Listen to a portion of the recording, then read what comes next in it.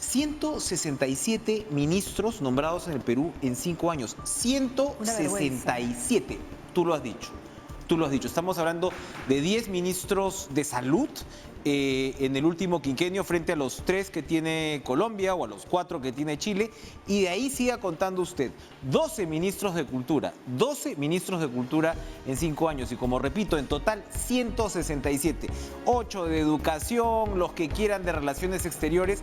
Y la tragedia en realidad de esto implica no solamente, por supuesto, el cambio ministerial, porque bueno fuera, ¿no? Según la clase política, eso se debe decir solo en el Perú, los ministros son fusibles, son cargos políticos, ¿no? Como si dirigir un sector o un rubro del país o de las políticas públicas de un país implicara pues que puedes estar cambiando cada 3 meses o cada 4 meses de conducción. Implica cambios en viceministros, implica cambios en personal especializado, implica cambios en un séquito que lamentablemente cada ministro trae consigo, implica cambios en direcciones generales, implica cambios por todas partes. Y ese es el nivel en el que estamos ahora. Es un ejemplo, en realidad, de la precariedad tremenda de la democracia, de la gobernabilidad que ha vivido el país, que viene viviendo el país y que de alguna manera tenemos que encontrar un mejor futuro institucional. Cuando hablamos pues de la generación del Bicentenario y el rechazo que la política despierta, pues bueno, ahí vemos las encuestas donde el puntero pues tiene un 18% y el resto tiene 8, 7, 5, en fin, así estamos y eso por supuesto se va a ir decantando. Las encuestas van a ir teniendo pues trazando una identidad, pero eso no quita que hace 5 años la historia fuera muy distinta. Y ese es el reflejo de lo que la población está asumiendo frente a la democracia, la gobernabilidad y la gestión pública. Vamos a conversar de estos temas con Percy Medina, jefe de IDEA Internacional en el Perú. Nos encanta conversar con él, ya en cualquier momento nos vamos a enlazar. Percy, ya estamos con Percy Medina, vamos a enlazarnos con él porque precisamente es esta comparación internacional la que les digo, con países como Colombia, con países como Chile, que es más o menos los referentes que habíamos encontrado en los últimos años. Recordemos que Colombia es un socio principalísimo en la Alianza del Pacífico, Chile también, con México. Entonces, claro, el Perú comienza a descolgarse de sus espacios naturales, ¿verdad? De multilateralismo, de desarrollo regional vecinal. Y claro, en los otros países hemos visto, por ejemplo, protestas importantísimas en Chile de estudiantes los últimos años. Están entrando a un proceso constituyente, pero eso no implica que tengan que cambiar de ministros cada 3 o 4 meses. Estamos hablando que los 2 últimos ministras, en este caso de Cultura en Colombia, una tiene 2 años y medio y su predecesora tuvo 8 años. ¿Qué cosa nos está pasando para llegar a este punto? Y como le comentaba al vuelo anoche, nos llama la atención, por ejemplo, que una operación como la de la compra de las vacunas se retrase. Operación que por supuesto está en manos sobre todo de Relaciones Exteriores y por supuesto también de Salud. Y eso que Torre Tagle es de las burocracias más institucionalizadas del país. Pero estamos hablando de una situación absolutamente crítica con respecto a la gobernabilidad del país. En este caso, lo que hemos visto con los ministerios es pues la consecuencia de una pésima relación entre el Ejecutivo y el Legislativo. Hemos visto censuras de ministros. Acuérdense ustedes cómo comenzó este quinquenio, con la censura de Jaime Saavedra, que era lo más parecido que teníamos en todo caso pues a una política de Estado en educación. Saavedra estuvo aproximadamente 3 años y pico, y claro, como el señor venía del gobierno anterior, había que bajárselo. Como el señor había impulsado la ley de reforma universitaria, había que bajárselo también. Y eso ha comenzado de alguna manera esta rotación que no tiene cuándo parar. Evidentemente esta cifra de 167 que les estoy comentando se ha visto inflada en las últimas semanas por el hecho de tener a 3 gobiernos prácticamente, ¿no? en el transcurso de un mes. Pero bueno, después de esta introducción vamos a ir a una pausa y regresamos con nuestros invitados.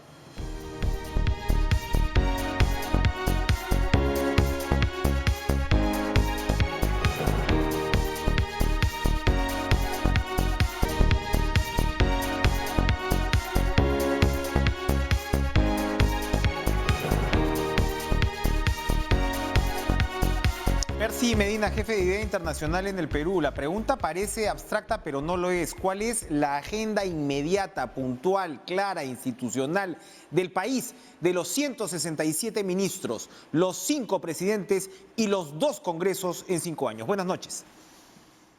Muy buenas noches. Yo creo que eso muestra nuestra gran inestabilidad política, ¿no? No es posible que en 5 años hayamos cambiado tantas veces de ministros y hasta de gobierno y de Congreso. Hemos tenido 2 congresos, 3 presidentes. Realmente, digamos, eso muestra una gran inestabilidad y ojalá que el próximo quinquenio, que empieza el 28 de julio del 21, sea más bien un quinquenio de estabilidad, crecimiento, de legitimidad, de cercanía entre la gente y su Congreso, entre la gente y su presidente. Esa me parece que es la tarea fundamental de abril, ¿no? Elegir un buen Congreso y elegir un buen o una buena presidenta. Ahora, no nos queda ya como están las cosas, hay algunos avances en las reformas, es decir, pero efectivamente no nos queda más que volver a incidir en la calidad del voto. Aquí va a ser particularmente importante y ojalá que las fuerzas de la sociedad organizada se movilicen también en torno a crear campañas de opinión por uno, por otro lado, de repente, no tanto por candidatos como sí por los temas fundamentales. ¿Eso nos podría ayudar? Eso es fundamental. Tenemos más de 20 candidatos a la presidencia y evidentemente la gente va a tener que hacer esfuerzos muy grandes para distinguir entre las propuestas de cada uno, cada una de ellas. Entonces es indispensable ayudar también a identificar dónde están los puntos diferenciales entre las propuestas, cuál es la trayectoria, el equipo con el que cuenta cada candidatura, qué cosa significa votar por un candidato o una candidata, a diferencia de votar por otros, ¿no? Si es que no identificamos dónde están las diferencias, podemos terminar eligiendo mal. Y eso creo que sería muy dañino para la democracia porque son 5 años que podrían ser nuevamente 5 años de tensión o años perdidos, ¿no? Pongámonos en términos positivos. Ahora último, en las protestas contra el gobierno de Manuel Merino, se decía, ¿no? Son abstractas, no se entiende, no hay propósito. Y tú conversabas con quienes estaban participando en esas protestas y la tenían bien clarita. No querían que el Congreso elija al TC, si bien no querían que Vizcarra regrese, tampoco que Merino se quede, querían defender la reforma universitaria. Habían 4 o 5 objetivos bastante identificados. Trasladando eso a lo que debería ser una campaña electoral, sería importante establecer o tratar de ayudar a establecer una agenda mínima, ¿no? sobre la cual la ciudadanía pueda decidir su simpatía. Sí, hay algunos elementos básicos que sin duda deberían estar en el debate. De hecho, nosotros hemos, con otras 5 instituciones, hemos promovido la generación de documentos de política para ayudar a centrar el debate, para ayudar a poner elementos en la discusión electoral que permitan a la ciudadanía también diferenciar entre los candidatos y candidatas, quiénes tienen preparación, quiénes tienen propuestas, qué propuestas son responsables, quiénes pueden exhibir un equipo que puede encarar la difícil tarea de gobernar. Eso nos parece fundamental y los organismos electorales también van a hacer su labor a través del programa de voto informado, del Jurado Nacional de Elecciones y los medios de comunicación tienen un papel en esto para generar herramientas, espacios, diálogos que permitan diferenciar la paja del trigo, ¿no? Ya tenemos una tarea muy difícil de tener más de 20 candidaturas, pero ahora toca quizá concentrarse en quienes tienen la capacidad de ofrecer un buen gobierno. Estoy pensando en cómo hacemos los medios para viralizar la agenda democrática, ¿no? O sea, yo creo que ese va a ser un reto importante y ojalá podamos encontrar, ¿no? Estacas en cada uno de los medios alrededor de las cuales podamos pues desarrollar esto. El tema del Congreso. Identificar dilemas, sí, ¿no? Identificar dilemas, por ejemplo, en relación con la SUNEDU, ¿qué cosa plantean candidatos y candidatas en relación con tal o cual cosa? Y establecer parteaguas, y ahí la gente se va a ir ubicando. Así es. El Congreso da miedito porque, pues la verdad que el Congreso parece, no quiero sonar muy despectivo como una institución democrática, pero tal como se han ido dando las cosas, parece una suerte de casa embrujada. Es decir, más o menos no importa cómo vaya a ser, el que entra ahí de alguna manera se ve sujeto, ¿no?, de una suerte de virus que a veces pues, puede realmente complicar, precarizar las relaciones políticas. Y nada promete que el próximo presidente, para empezar, vaya a tener un control del Parlamento, que es lo que al final te define más o menos la gobernabilidad y la estabilidad en el Perú. ¿Cómo lograr también un consenso alrededor del trabajo parlamentario? Bueno, es muy probable que el próximo Congreso sea un Congreso fragmentado. Así es. Esta vez hemos tenido 9 agrupaciones políticas y ya tenemos 12 bancadas. O sea, hay una multiplicación casi del 50% en el número de bancadas y eso es también muy terrible para la organización del debate parlamentario y la generación de acuerdos. Y más aún cuando al interior de las bancadas no hay una cohesión ni hay una relación entre las bancadas y los partidos que les han dado origen.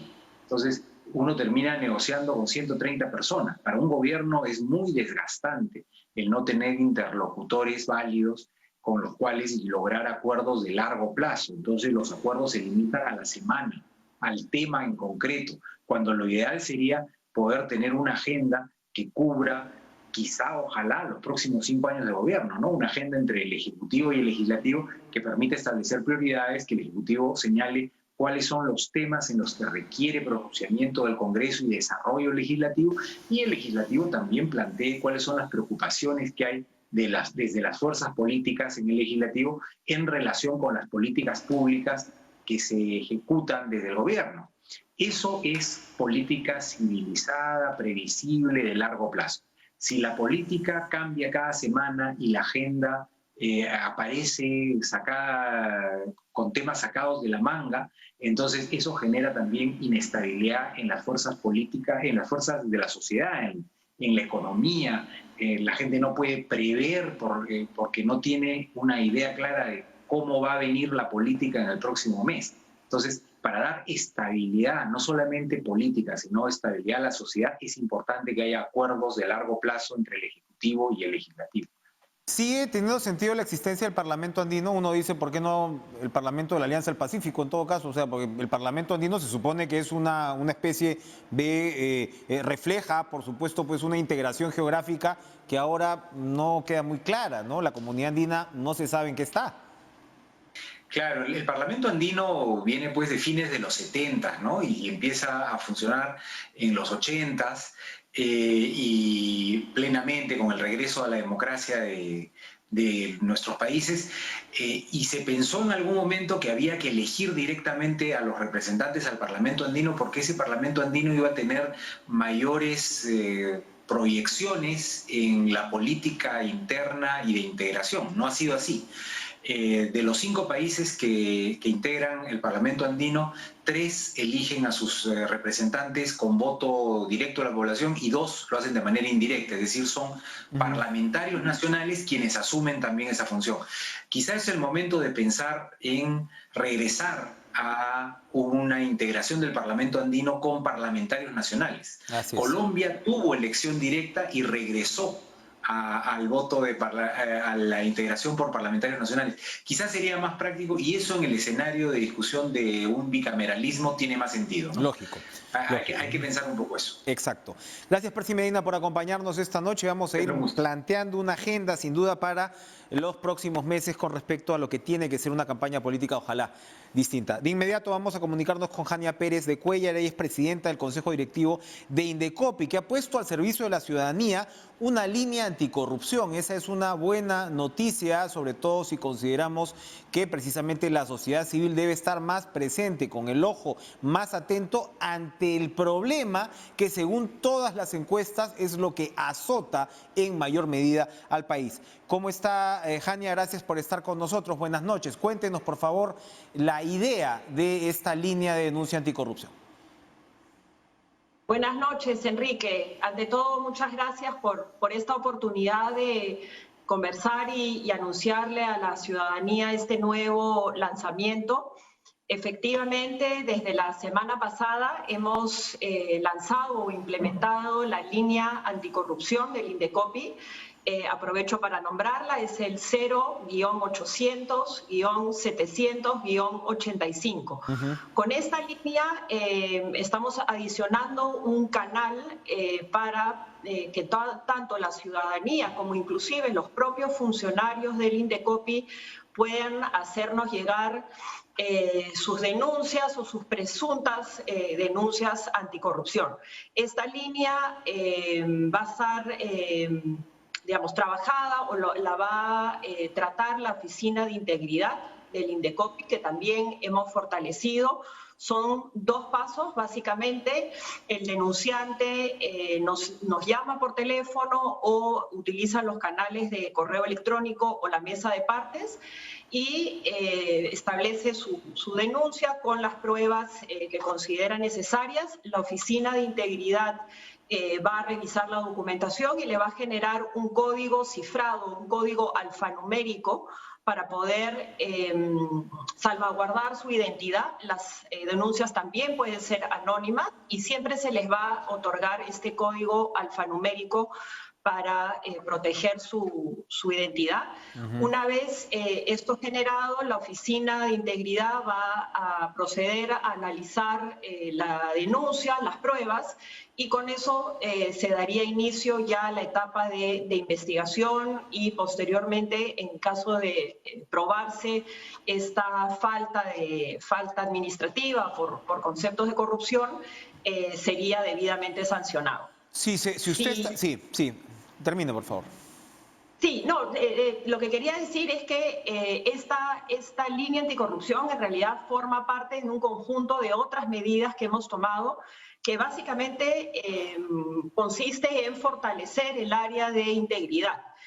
Como tú sabes, o la población sabe, el Indecopi es una institución que para poder ejercer su rol de vigilante de la libre empresa, defensor de la leal y libre competencia, así como proteger los derechos de los consumidores y de alguna manera corregir las distorsiones o asimetrías que existen en el mercado, ejerce tanto acciones administrativas como también administración de justicia, ¿no? Es sabido y se comenta, existen muchos rumores de que existen o existirían presuntos actos de corrupción en funcionarios de Indecopi.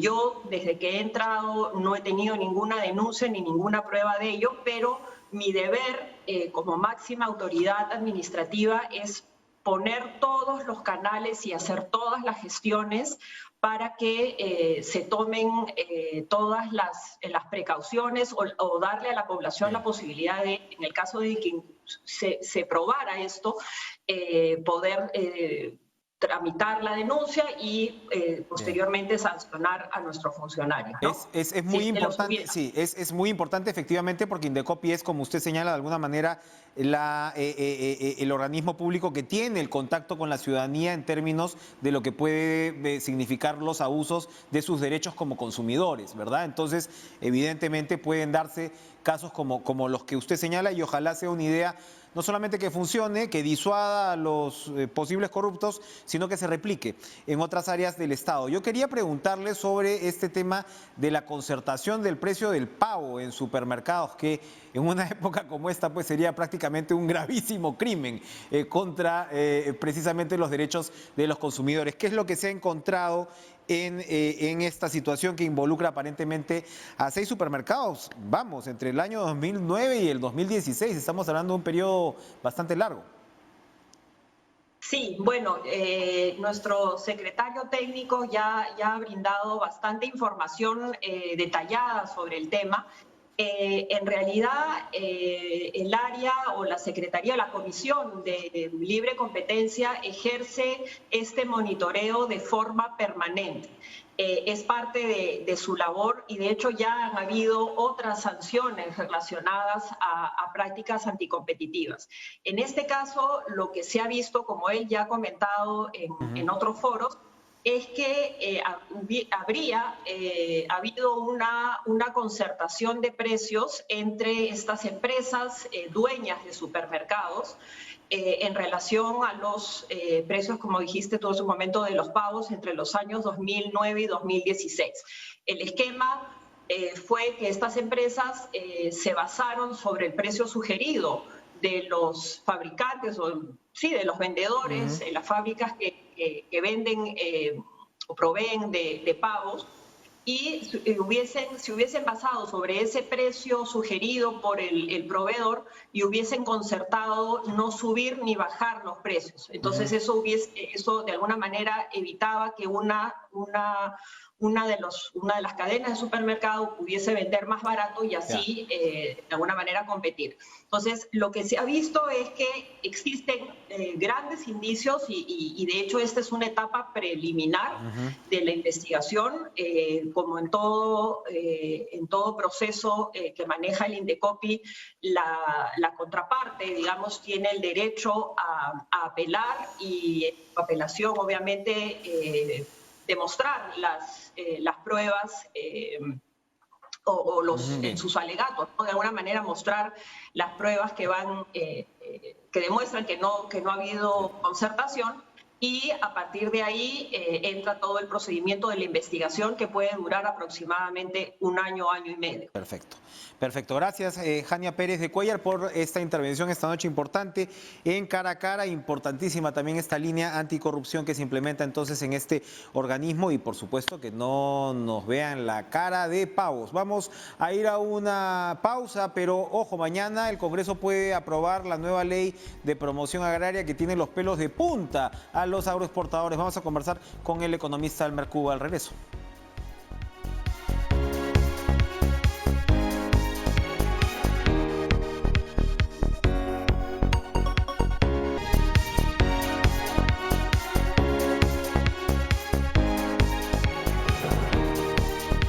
Elmer Cuba, economista, socio director de Macroconsult, integrante del directorio del Banco Central de Reserva Alavena. Buenas noches, Elmer. Alavena, ¿qué va a pasar si mañana se aprueba la nueva ley de promoción agraria? Bueno, va a depender si todavía modera un poco los ímpetus intervencionistas en el mercado laboral.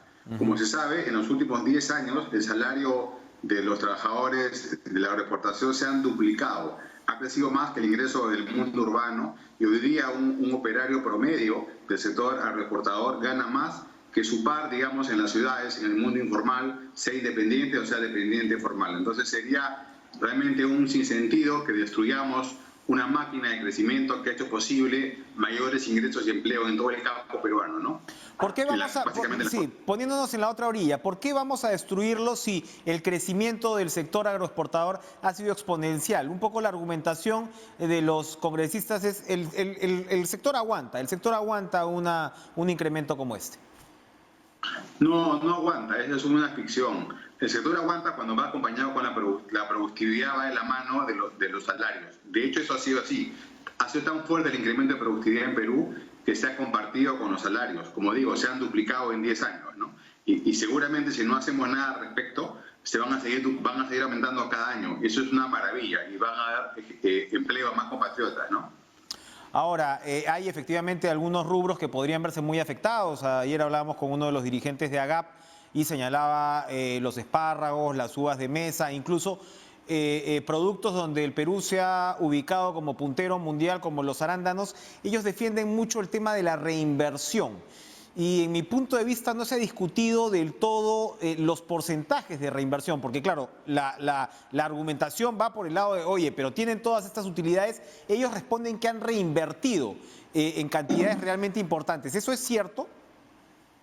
Sí, sin duda. Año a año, en verdad casi mes a mes, el número total de hectáreas dedicadas a la agroexportación ha venido aumentando. Y eso ha ido de la mano también con el volumen exportado. De hecho, hace 10 años se exportaban 500 millones de dólares y hoy día estamos encima de los 6.000 millones de dólares. Entonces, esa máquina de creación de riqueza se puede detener severamente si se nos va la mano en el mundo laboral, ¿no? En verdad, los salarios en el mundo y en todos lados crecen por productividad y en base a la escasez relativa en el mercado laboral. No crecen por cuán fuerte es un sindicato o cuán fuerte es una ley, ¿no es cierto? Si fuese tan sencillo, copiaremos pues leyes laborales de Francia y triplicamos los salarios. Y ese no es el hecho. No habría país en el mundo donde habría pobreza. Si el salario sube por ley, cualquier congreso africano podría subir también los salarios del África y sería como los europeos. En verdad es una ceguera total, ¿no?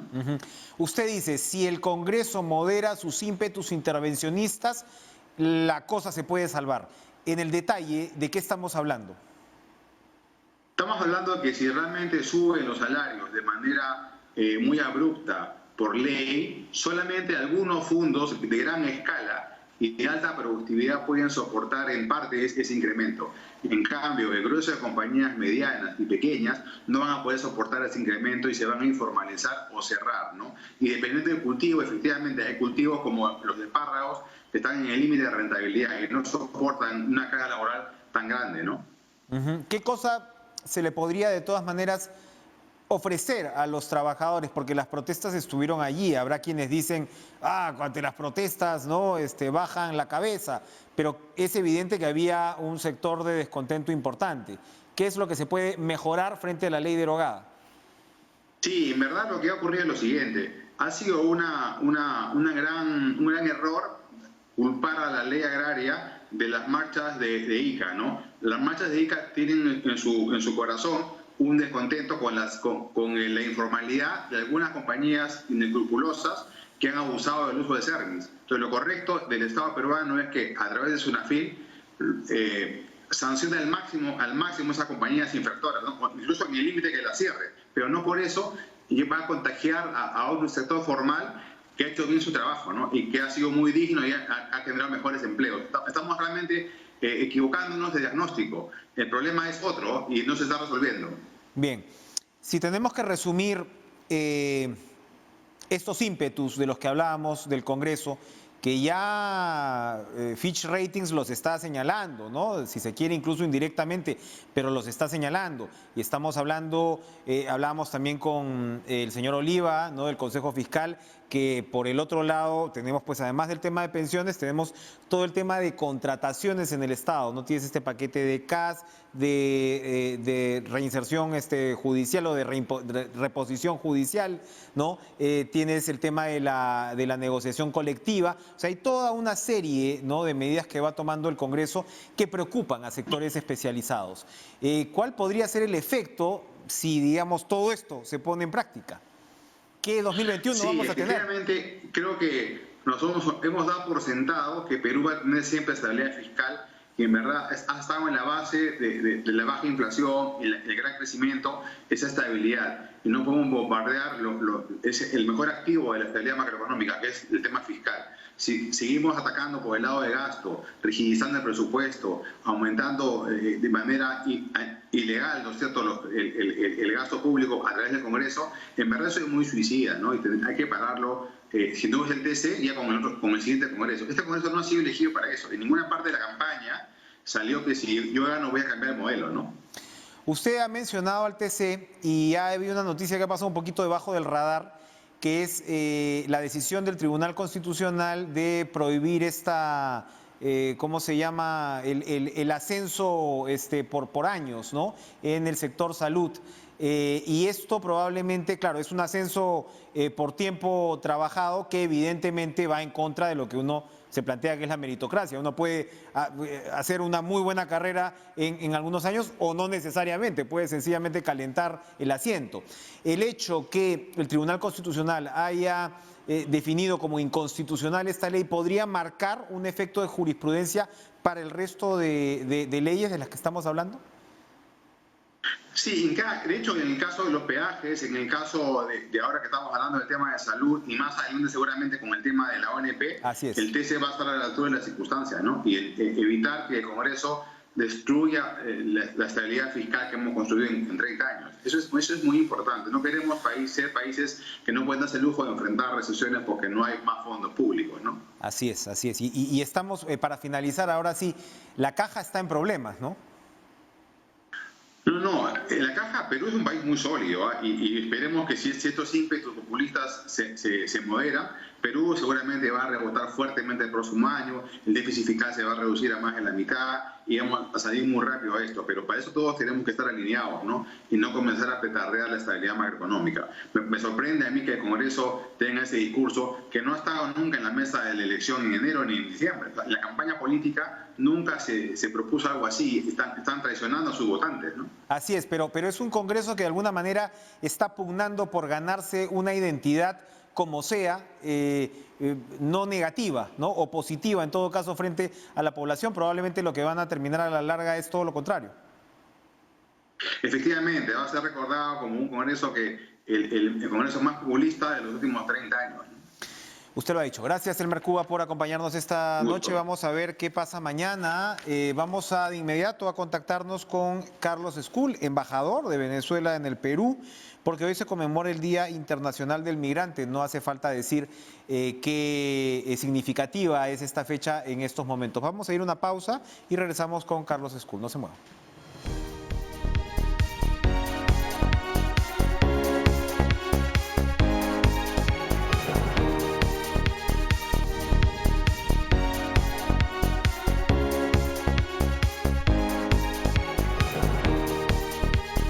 Hoy se conmemora el Día Internacional del Migrante y por supuesto la comunidad venezolana ha protagonizado una historia compleja como la de su país de origen, por supuesto, que pasa realmente una tragedia humanitaria en el caso del Perú, en el caso de otros países y sin duda han sido especialmente vulnerables a la pandemia. Tras cuernos palos, podríamos decir. Carlos Escul, embajador de Venezuela en el Perú, ¿cómo está? Buenas noches. Buenas noches, Enrique, un gusto saludarte. ¿Cuál es la situación, a grosso modo, en la figura general de la comunidad venezolana en el Perú en esas circunstancias tan difíciles? Sí, mira, no, estamos hablando que actualmente hay alrededor de 900.000 venezolanos en el Perú. Es el segundo país después de Colombia con más migración venezolana. Sigue siendo, como tú bien lo decías, una migración muy vulnerable. Parte de una población que se ha tenido que salir por la crisis humanitaria que vive en nuestro país, un país donde lamentablemente, por ejemplo, el salario mínimo es de $1 y no da para sobrevivir, y menos en tiempos de pandemia, y eso ha hecho que la gente esté volviendo, digamos, y haya nuevas olas de salida desde Venezuela, y que este número ya está por 5.5 millones de venezolanos que han salido de Venezuela, y es la segunda migración más grande del mundo después de Siria. Es decir, no es cualquier cosa, ¿no? Ahora, la migración aquí en el Perú tiene sus retos. Muchos se quedaron desempleados durante la pandemia. Hubo personas que fueron desalojadas porque no podían pagar, digamos, la vivienda. Y yo creo que ahorita el trabajo importante es cómo podemos ayudar a que estos venezolanos sigan insertándose tanto al mercado laboral y también apostar por la regularización de los venezolanos en el Perú, la regularización migratoria, ¿no? ¿Qué tipo de canales de colaboración se están estableciendo para brindarle apoyo a la comunidad? Mira, bueno, lo primero es que el gobierno peruano ha aprobado hace poco un decreto muy importante que se llama el CPP, que es un carnet temporal de permanencia, que le va a permitir a aquellos extranjeros, incluidos obviamente los venezolanos, que hayan entrado de manera irregular hasta el 22 de octubre de este año, darles un permiso de trabajo por un año. Hay que esperar que se habilite ese trámite, pero eso va a ser muy bueno. ¿Por qué? Porque muchos que están como, por ejemplo, solicitantes de refugio o están en condición de irregularidad, no les pueden conseguir un empleo formal, se les hace muy difícil insertarse al mercado laboral. Y un venezolano regularizado, ¿qué significa? Primero, que puede conseguir un trabajo formal, que puede ejercer su profesión, es decir, un médico, ahora en tiempos de pandemia, una enfermera, un ingeniero, en algunas provincias donde se necesita. Y segundo, que también el Perú gana, porque va a tener no solo mejorar su calidad de vida, sino que va a poder tributar también y se va a poder identificar a esta persona, dónde está, qué está haciendo. Y yo creo que eso va a ser muy positivo. Y nosotros esperamos, desde la Embajada de Venezuela, donde nosotros hemos regularizado, hemos dado trámites consulares a más de 5.000 venezolanos y apoyando en su regularización, que más organizaciones internacionales se vayan sumando poco a poco a apoyar a los venezolanos, ¿no? ¿Se han incrementado los casos de xenofobia durante este periodo? Mira, yo creo que sí se han dado focos de discriminación. A veces se ve que eso se da mucho cuando hay crisis y tiempos, digamos, de convulsión económica como la que está viviendo no solo el Perú, sino la región. Hace poco vimos un caso que yo creo que fue muy emblemático, que fue este chico de Rappi, que bueno, le está dejando a alguien y pudo grabar cómo lo insultaban y todo. Sí. Y fue muy fuerte. Bueno, el Perú se montó aplomado ahí, y yo creo que ahí lo importante fue que hubo una sanción no solo moral, como se ve en las redes, sino una sanción penal. Recibió una multa, no pudo salir del país, tenía una acusación penal de parte de la Municipalidad de Miraflores. Yo creo que eso es importante, Claro, que para que estas cosas no se den, haya sanciones, ¿no?, de las instituciones. Así es. Ahora, hablemos un poco de la política de su país. Lo que ha pasado es complicado con el tema de la Asamblea Legislativa. Hay quienes señalan que complica también incluso la propia digamos, majestad del cargo que se le reconocía a Juan Guaidó como presidente interino, porque por el hecho de ya no participar en la Asamblea, como no estuvo pues en las elecciones, por supuesto, ya sabemos, cuestionadísimas, como digo, se complica todavía más ese reconocimiento internacional. ¿Cómo observa usted esa situación? Mira, sin duda es un escenario muy complejo, ¿no? Primero, yo creo que hay que aclarar que lo que hubo el 6 de diciembre no fue una elección de absolutamente nada, fue un total fraude. Fue una oposición, secuestraron todos los partidos de oposición. El madurismo lo que hizo fue poner gente, compró gente y los puso de cabeza para tratar, digamos, de hacer ver que hubo una elección. No hubo observación internacional de absolutamente nadie. Cuando veía los observadores internacionales era Pia Córdoba, Rafael Correa, Evo Morales, es decir, gente que siempre ha sido afín a Maduro, Cuba, Turquía.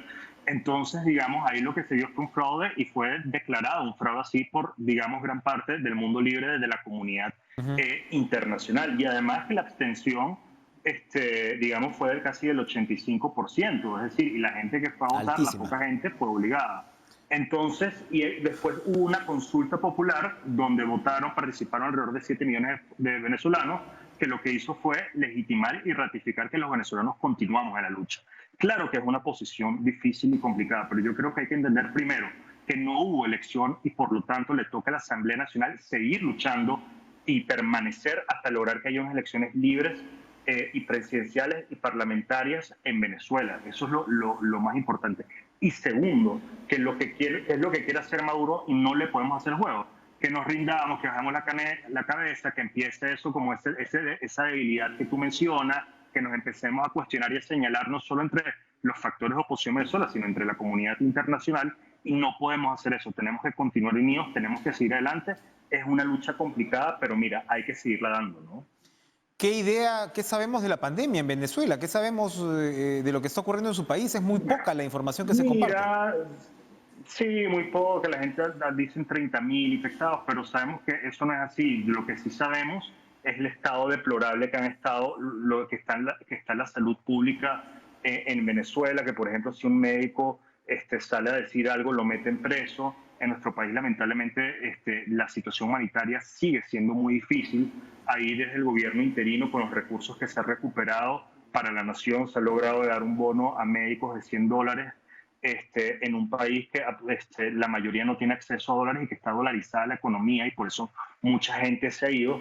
Y estamos viendo una etapa también muy compleja en términos de derechos humanos. Hay una acusación penal en la Corte Penal Internacional contra Nicolás Maduro que se ha movido a una nueva fase.